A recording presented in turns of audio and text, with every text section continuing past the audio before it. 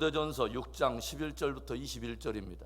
오직 너 하나님의 사람아, 이것들을 피하고 의와 경건과 믿음과 사랑과 인내와 온유를 따르며 믿음의 선한 싸움을 싸우라. 영생을 취하라. 이를 위하여 내가 부르심을 받았고 많은 증인 앞에서 선한 증언을 하였도다. 만물을 살게 하신 하나님 앞과 본디오 빌라도를 향하여 선한 증언을 하신 그리스도 예수 앞에서 내가 너를 명하노니 우리 주 예수 그리스도께서 나타나실 때까지 흠도 없고 책망받을 것도 없이 이 명령을 지키라.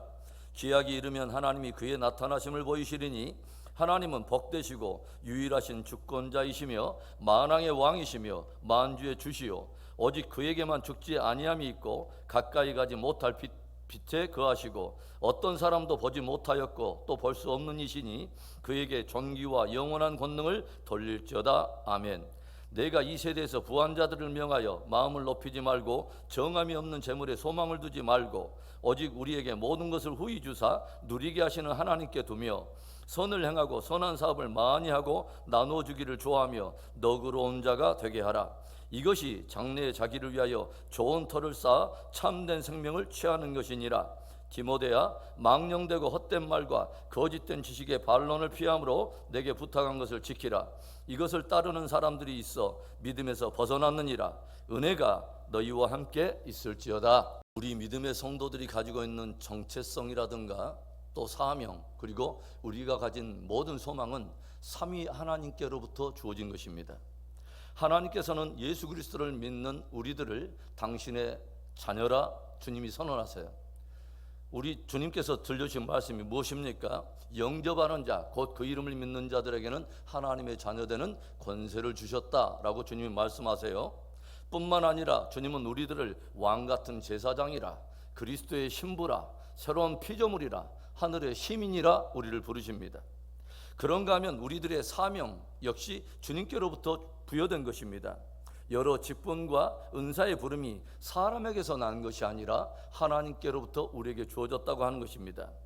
우리의 직분과 은사의 부름이 하나님께로부터 주어졌다고 하는 이 인식이 우리 안에 정말 믿음으로 확증이 되고 정확히 인식이 됐다면 우리는 한치 흔들림 없이 하나님 앞에 충성되어야 하고 신실하게 그 일을 감당해야 하는 것입니다. 13절과 14절의 말씀, 만물을 살게 하신 하나님 앞과 본디오 빌라도를 향하여 선한 증언을 하신 그리스도 예수 앞에서 내가 너를 명하노니 우리 주 예수 그리스도께서 나타나실 때까지 흠도 없고 책망받을 것도 없이 이 명령을 지키라. 만물을 창조하셨을 뿐만 아니라 지으신 모든 만물을 오늘도 창조주의 신실하심으로 붙들고 보존하시는 그 하나님과 본디오 빌라도 앞에서 선한 증언을 하시고 십자가에 죽기까지 진리를 증언하신 예수 그리스도 앞에서 내가 너를 명하노니, 그러니까 바울은 하나님과 그리스도 예수 앞에서 디모데에게 엄히 명하고 있다고 하는 것이죠. 무엇을 명합니까? 그리스도 예수에 나타날 때까지 네가 받은 바로 그 명령을 흠도 없이 티도 없이 그것을 책망할 것도 없이 그렇게 충성되이 지키라고 하는 것입니다. 디모데가 받은 사명과 직분과 부름은 하나님과 예수 그리스도 앞에서 받은 것이요, 그렇기 때문에 그리스도에 다시 오실 때까지 충성되이 감당해야 한다고 도전하고 있는 것입니다. 이처럼 우리들의 정체성과 사명은 하나님께로부터 주어졌습니다. 뿐만 아니라 우리가 가지고 있는, 우리가 바라는 소망 역시 하나님의 나라와 하나님과 연결되어 있다고 하는 것이죠. 오늘 바울은 기약이 이르면 하나님께서 반드시 그리스도 예수를 우리 가운데 보내신다고 들려주고 있어요. 그것은 바로 그날이 성도들의 최고의 축복의 날이 될 것을 우리에게 암시하고 있는 것입니다. 그날은 주님의 영광이 모든 만유 가운데 드러날 것이며 그분을 신뢰하면서 따라왔던 모든 주의 성도들의 영광이 또한 밝히 드러나는 날이라고 하는 것이죠. 오늘 바울은 디모데전서를 마무리하면서 디모데를 이렇게 부르고 있어요. 오직 너 하나님의 사람아, 너 하나님의 사람아, 하나님의 사랑을 받아서 구원을 받고 장차 나타날 영원한 영광을 바라보면서 오늘도 사명의 길을 걷는 하나님의 성도들을 부르는 부름인 것이죠. 오늘도 저와 여러분을 향해서 너 하나님의 사람이라고 부르신 하나님 앞에 진짜 하나님의 사람으로 승리하는 저와 여러분의 신앙이 되기를 주의 이름으로 축원합니다. 오늘 이 새벽에는 하나님의 사람이 가져야 될 물질관에 대해서 몇 가지를 나눠보려고 합니다. 진실로 구원을 받고 영원한 영광을 향해서 나아가며 사명의 길을 걷고 있는 하나님의 사람이 물질에 대해서 가져야 될 마음, 바울의 권면입니다. 첫 번째, 낮은 곳에 마음을 두라 권면하고 있어요. 오늘 바울은 디모데에게 네가 이 세대에서 부한 자들을 명하여 마음을 높이지 말게 하라라고 권면하고 있어요. 사실 모든 사람들에게는 누구에게나 부자가 되고 싶어 하는 마음이 있어요. 그런데요, 부자에 대한 과연 그 기준이 어디에 있는가를 한 번쯤은 조용히 생각해 볼 필요가 있어요. 여러분은 어느 정도의 재물을 가져야 부자가 되었다고 생각하십니까? 그렇다면 그 정도의 재물을 가지고 있는 그 당사자는 정말 스스로를 부자라고 생각하고 있을까요? 만일 나보다 더 많이 가진 사람들을 늘 부자의 기준으로 삼는다면 그 사람은 죽을 때까지 결코 부자가 될 수 없을 거예요. 아마도 그 사람은 평생을 부자가 되고 싶다고 하는 그 생각만 하다가 죽게 될 것입니다. 사람이 자기보다 많이 가진 사람을 기준으로 생각하면 언제나 가난한 자로 살 수밖에 없지만, 오히려 자기보다 적게 가진 사람을 늘 기준으로 삼는다면 그 사람은 언제나 부자로 살게 될 것입니다. 저는 가진 소유에 많고 적음과는 상관없이 부자로 사는 사람이 있고, 그런 것과 상관없이 가난한 자로 사는 사람이 있다는 생각을 해봐요.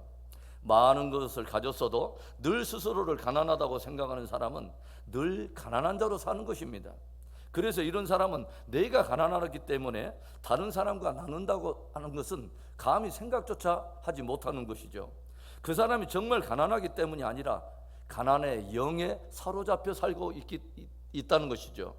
그런데요, 조용히 보면은 가진 것이 많지 않은데도 늘 부유하게 사는 사람이 있어요. 그래서 스스로를 늘 부유하다고 생각하면서 감사하며 다른 이들과 나누는 일에 마음이 넉넉한 사람들이 있습니다. 이 사람은 가진 것에 많고 적음에 상관없이 부요함의 영, 풍요한 영에 사로잡혀서 그렇게 살아가는 행복한 마음인 것이죠. 이 사람은 가진 것에 많고 적음에 상관없이 그렇게 늘 마음을 낮은 곳에 두면서, 마음을 낮은 곳에 두니까 이제는 감사하게 되고 또 가난한 자들이 눈에 보이게 되고, 그래서 가진 것을 이웃과 함께 넉넉하게 나누는 그런 부자로 살게 된다고 하는 것입니다. 여러분, 진짜 부유한 인생으로 살기 원하십니까? 늘 마음을 낮은 곳에 두면서 늘 감사하는 저와 여러분 될 수 있기를 주의 이름으로 축원합니다. 하나님의 사람이 가져야 할 물질과는 무엇일까요? 오늘 바울의 권면 두 번째는 하나님께 소망을 두라는 것입니다. 17절의 말씀입니다. 네가 이 세대에서 부한 자들을 명하여 마음을 높이지 말고 정함이 없는 재물에 소망을 두지 말고 오직 우리에게 모든 것을 후히 주사 누리게 하시는 하나님께 두며. 오늘 바울은 이 재물에 대해서 이렇게 정의하고 있어요. 정함이 없는 재물. 정함이 없는 재물. 여러분, 정함이 없다고 하는 이 뜻이 무엇일까요? 이것은 원어를 보니까 분명하다, 확실하다, 견고하다라고 하는 것을 의미하는 델로스라고 하는 이 단어 앞에 무엇인가 부족하고 결여된 상태를 의미하고 있는 이 부정적인 접두어가 붙어서 이제는 뜻이 불분명하다, 불확실하다, 견고하지 않다라고 하는 그런 의미가 된 단어입니다. 그러니까 이 땅에 이 재물이 가지고 있는 속성이 뭐냐면은 불분명하다는 거예요. 불확실하다는 것이요. 그리고 안전적인 차원에서는 견고하지 않다는 것입니다.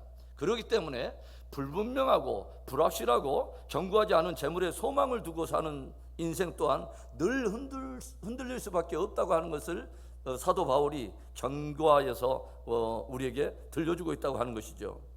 재물이 이 땅의 삶을 일시적으로는 편리하게 해줄 수 있어요. 일시적으로는 안정감을 줄 수 있는지는 모르지만 영원한 소망이 될 수는 없고, 그것을 소망으로 붙들고 사는 것은 매우 위험하다고 하는 것이죠. 성경은 재물의 주권이 하나님께 있다고 하는 것을 끊임없이 우리에게 들려주고 있어요. 시편에서 무엇을 말합니까? 여호와께서 집을 세우지 않으면 세우는 자의 수고가 헛되다 들려줘요. 여호와께서 지키지 않으면 파수꾼의 경성함이 허사로다 들려주고 있습니다. 아무리 사람이 욕심을 부리고 힘을 써도 하나님께서 허락해 주지 않으면 재물을 쌓거나 지켜낼 수가 없다고 하는 것이죠. 그리고 결정적으로 재물은 생명을 줄 수 없습니다. 재물은 구원을 줄 수 없습니다. 영원한 생명을 줄 수 없어요. 풍성한 소출을 거두고서 더 이상 쌓을 것이 없어서 더 큰 곡간을 지은 후에 이제는 그것을 바라보면서 장밋빛 인생을 꿈꾸고 있는 한 인생을 향해서 주님이 들려주신 말씀이 뭡니까? 어리석은 자여, 오늘 밤 내가 너의 영혼을 취하리니 그러면 네가 지금까지 쌓은 것이 네 것이 되겠느냐라고 주님이 경고하시지 않습니까? 여러분, 흔들릴 것 위에 인생을 두면, 그것에 소망을 두면 그것이 흔들리고 사라지는 날에 그 인생도 흔들리고 사라지는 것입니다. 그러나 흔들리지 않는 것에 소망을 두면 결코 흔들리지 않는 소망으로 인하여 견고한 삶을 살 수 있는 것입니다. 정함 없는 재물에 소망을 두는 인생이 아니라 오직 하나님께 소망을 두고 사는 승리하는 인생 되기를 주의 이름으로 축원합니다.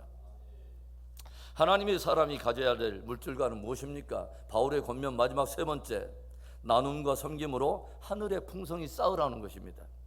많은 사람들은 다양한 방식으로 자기의 미래와 노후를 준비를 해요.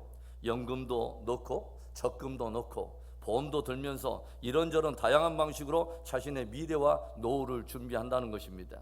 그러나 오늘 바울은 디모데에게 이 세대에 있는 모든 부자들을 명하여서 저들로 진짜 장래에 좋은 터를 쌓게 하며 참된 생명을 취하게 하라 라고 들려주고 있습니다. 18절과 19절의 말씀입니다. 선을 행하고 선한 사업을 많이 하고 나누어 주기를 좋아하며 너그러운 자가 되게 하라. 이것이 장래에 자기를 위하여 좋은 터를 쌓아 참된 생명을 취하는 것이니라. 진짜 부유한 인생, 진짜 부자는 이 땅에서 많이 가지고 많이 누리는 사람이 아니라 하늘에서 부유하고 영혼과 미래에서 부유한 인생이 진짜 부자라는 것입니다. 진짜 하나님의 사람은 장차 영원한 나라가 다가올 것을 참으로 믿기 까닭에 이 땅에서 주님이 베풀어 주신 그 물질을 가지고 열심히 선을 행하고 선한 사업을 하고 함께 나누며 섬긴다고 하는 것이죠. 그리고 하나님께서는 당신이 주신 그 재물로 선하게 사용하는 청직이 된 바로 그 사람을 위해서 장래에 좋은 터를 세워주시고 영혼에서 부유한 인생으로 축복하신다고 하는 것입니다. 제가 네팔에서 선교할 때에 신혼그룹의 박성철 회장이 이 장로님이 네팔을 방문하셨다가 카투만두에만 2350개의 크고 작은 힌두 선정들이, 힌두교 성정들이 즐비하게 널려져 있고 교회는 정말 보이지 않는 것을 바라보면서 너무 마음이 아프셔가지고 제게 그런 약속을 하셔요. 오성교사님 이쪽에서 사역하는 기간 동안에 제가 단독으로 200개 교회를 세우겠습니다. 마음껏 한번 지어보십시오. 그래서 제가 5년간 사역하면서 127번 교회까지 세우고 나왔는데 제가 후배 선교사를 통해서 들어보니까 지금도 258번째 교회를 지원하고 있다는 제가 말을 들었습니다. 그분이 제게 그런 고백을 해요. 오성교사님, 저는 이 땅에 별로 큰 소망 없습니다. 맡겨주신 재물로 열심히 주일 하다가 주님께서 기억해 주시는 인생이면 저는 족합니다. 사랑하는 성도 여러분, 하나님의 사람들이 물질에 대해서 가져야 될 가치관이 무엇일까요? 오늘 바울은 도전합니다. 마음을 낮추라는 것입니다. 마음을 낮추면 감사가 찾아오고 가난한 이웃들이 보이기 시작하고 함께 나누는 넉넉함이 생긴다고 하는 것이죠. 그리고 하나님의 사람은 정함이 없는 재물이 아니라 하나님께 소망을 두라는 것입니다. 흔들리는 것에 소망을 두면 함께 흔들리지만 흔들리지 않는 하나님께 소망을 두면 영원히 승리할 수 있다고 하는 것이죠. 그리고 하나님의 사람은 이 땅에서 주어진 재물로 나누고 섬김으로 장래에 귀한 터를 쌓는 것입니다. 이것이 진짜 지혜인 것이죠. 진실로 축복하기는 이 땅에서 아름답게 쓰임을 받고 영혼에서 부유한 저와 여러분의 축복된 삶과 신앙 되기를 다시 한번 주님의 이름으로 축원합니다.